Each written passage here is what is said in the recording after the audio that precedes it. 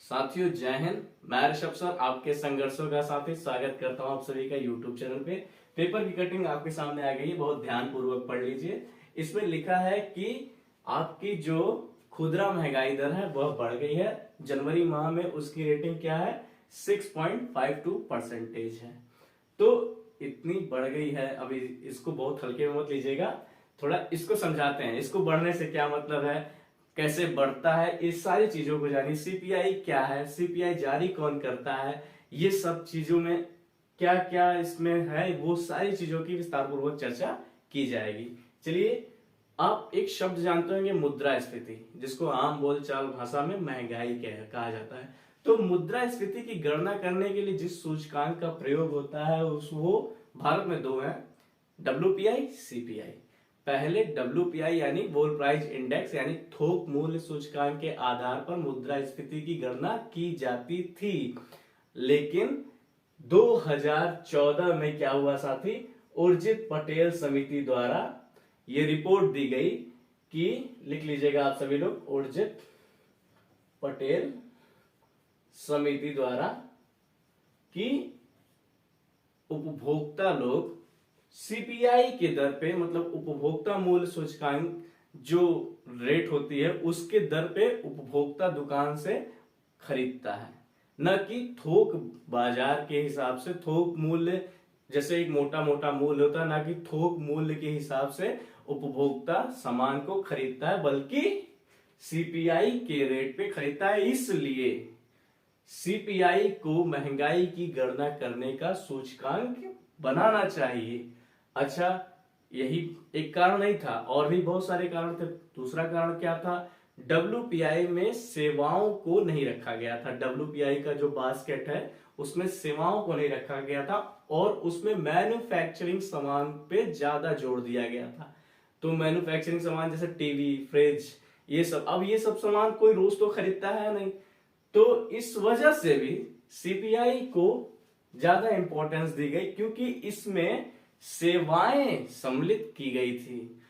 कुछ महत्वपूर्ण सेवाएं जिसका आप प्रयोग करते रहते हो, तो उनके भी मूल्यों में जो ऊपर चढ़ा या नीचे आया उनकी भी गणना इसमें की जाती है। तो इतना तो समझ गए कि ये क्यों इतना इंपॉर्टेंट है।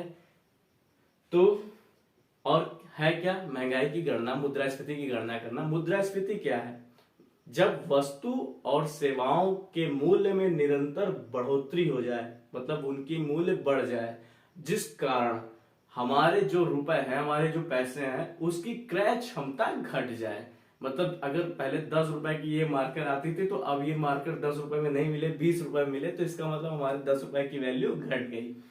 तो यही है मुद्रास्फीति। आम बोलचाल की भाषा में इसको महंगाई भी कह सकते हैं। तो यहां से अपने टॉपिक की शुरुआत करते हैं।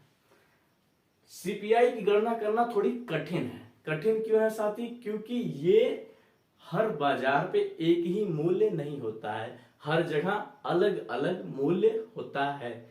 जैसे इलाहाबाद के बाजार का कुछ और मूल्य है, दिल्ली के बाजार में वही सामान की कीमत कुछ और है, लखनऊ के बाजार, ऐसे करके बहुत अलग अलग होता है। इस वजह से इसकी गणना करना थोड़ी कठिन है। लेकिन उर्जित पटेल साहब ने कह दिया, तो अब इसी की गणना करनी है। अब चलिए इसी को आपको समझाता हूं बहुत बेहतरीन तरीके से। चलिए साथी, वीडियो अच्छा लग रहा हो तो लाइक, शेयर, सब्सक्राइब करते जाइएगा, जो ज्यादा जरूरी है। चलिए, कंज्यूमर प्राइस इंडेक्स, इसका फुल फॉर्म है कंज्यूमर प्राइस इंडेक्स, यानी उपभोक्ता मूल्य सूचकांक। चलिए, तो इस सूचकांक में साथी क्या क्या चीज है, क्या नहीं है। अच्छा हाँ, एक चीज और जान लीजिए, हमेशा गणना, जैसे अभी गणना किया गया है, जनवरी की रेटिंग दी गई है, तो जनवरी 2023 की रेटिंग दी गई है, ठीक। अब इसकी गणना, इसका कंपैरिजन किससे की जाएगी साथी? इसका कंपैरिजन किया जाएगा जनवरी 2022 से किया जाएगा। इसका मतलब क्यों? क्योंकि इसमें एक सिद्धांत लगता है, लेवाइसियर फॉर्मूला लगता है। लेवाइसियर फॉर्मूला लगता है, लेस्वियर फॉर्मूला।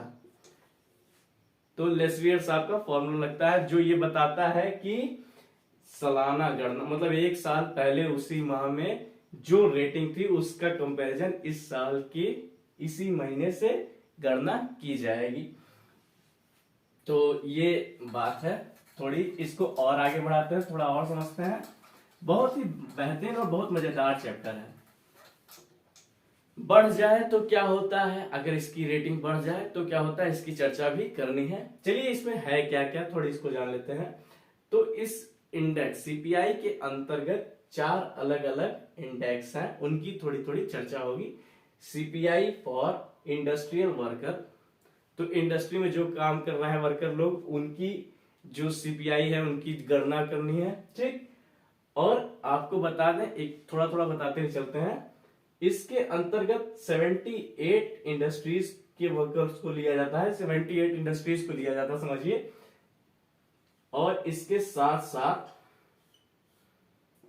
इसी की गणना के माध्यम से ही लोगों को महंगाई भत्ता दिया जाता है।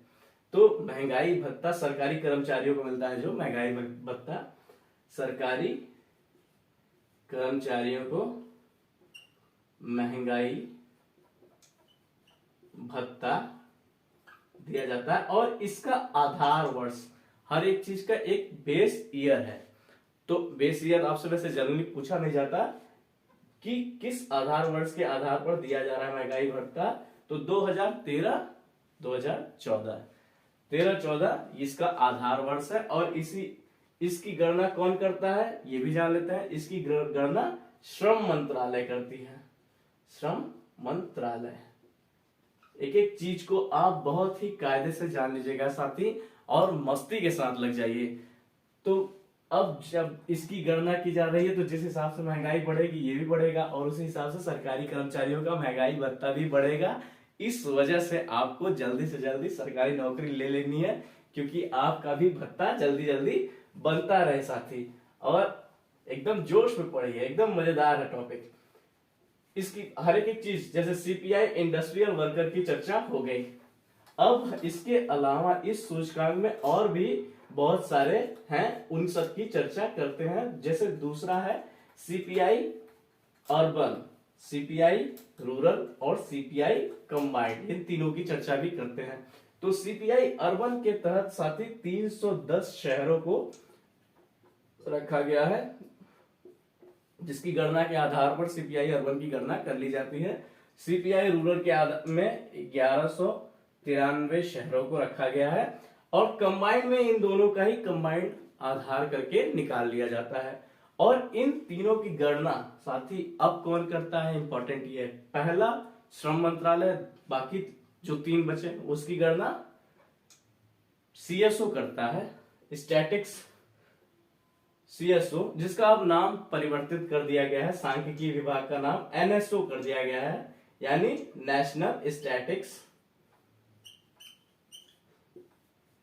करता है साथी, इसको जानते रहिएगा। अब सीएसओ का नाम परिवर्तित हो गया है, एनएसओ हो गया है। आप सीएसओ भी लगा दोगे तो चल जाएगा, वैसे एग्जाम में उसी हिसाब से पूछेगा। तो बाकी इन तीनों की गणना सीएसओ करता है, इतना जान लीजिए साथी। अब इन तीनों की गणना, अच्छा आप एक चीज और भी पढ़े होंगे उसी पेपर में कि रूरल की जो गणना है, रूरल सीपीआई रूरल की जो रेट है वो भी बढ़ गई है। कितनी हो गई है, 6.85%, ये सब हो गई है। चलिए साथी, इसी के साथ साथ सीपीआई के अंतर्गत जो बास्केट है, इसमें भी तो कुछ बास्केट होगा। जैसे डब्ल्यूपीआई का अपना बास्केट था, वैसे सीपीआई का भी बास्केट है। उस बास्केट में जितने 6 हिस्से रखे गए हैं, 6 हिस्सों को हम एक बार चर्चा कर लेते हैं, उसके बाद टॉपिक को और आगे बढ़ाते हैं साथी। तो इस बास्केट में पहले हिस्से में क्या रखा गया है, खाद्यान्न एवं पेय पदार्थ रखा गया है। दूसरे हिस्से में पान, सुपारी, तंबाकू रखा गया है। इसका मतलब अगर आप पान, सुपारी, तंबाकू किसी को खाते देखते हैं तो इसका मतलब ये भी जान लीजिए कि अगर दर बढ़ेगी तो इसके माध्यम से भी दर बढ़ सकती है। और किसी भी चीज की दर कैसे बढ़ती है तो आप जानते हैं, अगर मार्केट में किसी चीज की डिमांड ज्यादा हो जाए तो रेट उसकी अपने आप ऊपर बाउंस कर जाएगी। आप तो ये जानते होंगे। तो पान, सुपारी, तंबाकू, ये लोग जो लोग हैं वो भी लोग इस रेट को बढ़ा सकते हैं।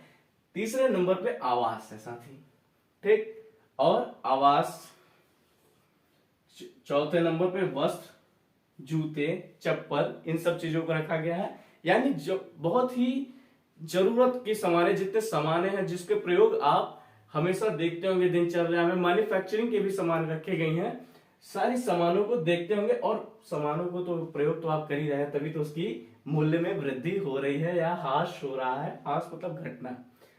5वें नंबर पे क्या है साथी? ईंधन है और ऊर्जा है। मतलब ईंधन और ऊर्जा इसकी भी खरीद फरोख्त आप करते हैं तो उस आधार पे ही मूल्य तय हो जाता है। चलिए 6ठे नंबर पे क्या रखा गया है? जिस वजह से सीपीआई की गणना स्पेशल हो जाती है। 6ठे नंबर पे सारी सर्विसेज रखी गई हैं, यानी दूरसंचार, परिवहन और चिकित्सा, शिक्षा और मनोरंजन, ये सारी सेवाएं भी सीपीआई के अंतर्गत आती हैं, जिसकी गणना के आधार पर अगर इसमें कोई चीज की वृद्धि होती है, मतलब इसकी अगर वृद्धि आ जाए, मतलब इसमें गणना में वृद्धि आ जाए तो क्या होता है? सीपीआई की दर बढ़ जाती है, और अगर कमी आ जाए तो सीपीआई की दर घट जाती है। बहुत ही इजी है, समझते रहिएगा और मनोरंजन के साथ पढ़िए, मस्ती के साथ पढ़िए एकदम। चलिए एक बहुत बेहतरीन उसमें एक टॉपिक और थोड़ा समझाता हूं। जब उर्जित पटेल समिति द्वारा यह निर्धारित किया गया कि सीपीआई की गणना आपसे करनी है, तो उसके बाद से क्या हुआ साथी? 2014 से आया है ना, तो 2014 से ये कहा गया कि अगले 12 महीने तक हम कोशिश करेंगे, मतलब भारत की सरकार कोशिश करेगी, प्रयास करेगी कि सीपीआई की दर को 10% से कम करके 8% तक लाना है। उसके अगले 12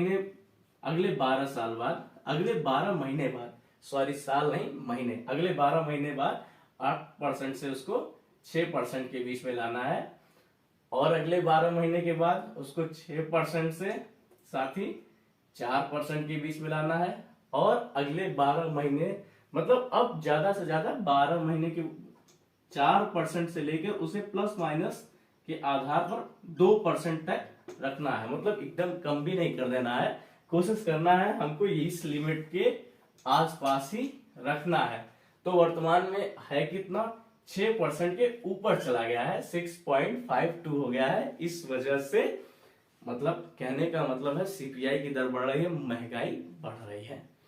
ये बात सरकार जानती है, महंगाई बढ़ रही है। इस वजह से अब सरकार मतलब अब आरबीआई क्या करेगी, गवर्नमेंट क्या करेगी वो नहीं जानना है, आरबीआई क्या करेगी ये महत्वपूर्ण है, क्योंकि अब डाटा से आपको आगे बढ़ना है। तो आरबीआई क्या करेगी? इसके बाद मौद्रिक नीति जारी करेगी। मौद्रिक नीति को एक उसका जो मौद्रिक नीति है, मौद्रिक नीति के माध्यम से आपको मैंने मौद्रिक नीति की वीडियो बनाई थी, उसमें भी आप जाके जान सकते हैं। और अभी हाल ही में मैंने रेपो रेट की चर्चा की थी, जो रेपो रेट की दर थोड़ी बढ़ा दी गई है साथी। तो दर बढ़ाने से क्या होता है कि उसको विस्तार पूर्वक वहां समझाया है, थोड़ा यहाँ बता देता हूं कि जब भी सरकार को ये लगता है, यानी आरबीआई को ये लगता है कि मार्केट में महंगाई थोड़ी बढ़ रही है, यानी मुद्रा का प्रवाह ज्यादा हो रहा है, तो वो दर बढ़ाकर मुद्रा को सोखेगी और महंगाई को नीचे लाने का प्रयास करेगी आरबीआई। ये सब आरबीआई के उपकरण है, मौद्रिक नीति, मॉनेटरी पॉलिसी, उसमें सीआरआर, एसएलआर और रेपो रेट सबकी चर्चा मैंने मॉनेटरी पॉलिसी वाले वीडियो में की है, आप जाकर देख लीजिए और बहुत ही मजेदार है ये। अच्छा हाँ, एक छोटी सी टॉपिक रह गई है, छोटा सा टॉपिक है यहाँ, कोर इन्फ्लेशन। कोर इन्फ्लेशन क्या है, थोड़ी इसकी चर्चा कर लेते हैं।